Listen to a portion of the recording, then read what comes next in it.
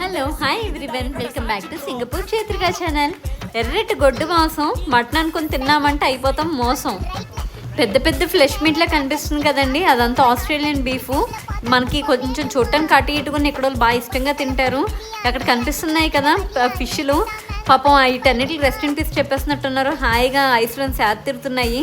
పైన కనిపించేవన్నీ ప్రాన్స్, దాని పక్కన ఉన్నవన్నీ ఎర్రగా ఉన్నవన్నీ స్క్విడ్లు, రకరకాల ఫిష్లు కనిపిస్తున్నాయి కదా. అన్ని ఫిష్లోనే మనకు నచ్చేది ఒకటే ఫిష్ అండి, బతాంగ్ ఫిష్. మీకే ఫిష్ ఇష్టమో డెఫినెట్గా కామెంట్లో తెలియజేయండి. మన కోసమే పుట్టాం అనుకున్న చేపని తీసుకెళ్ళి కొట్టోడికి ఇచ్చామంటే కొట్టాడు మొత్తం పీల్ చేసి ముక్కలు చేసి ఇచ్చేస్తాడండి. అలా కాదు అనుకుంటే ఆల్రెడీ ప్యాకెట్లు ముక్కలు చేసిన ఫిష్లు ఉంటాయి, అవి కూడా డైరెక్ట్ కొనేసుకోవచ్చు.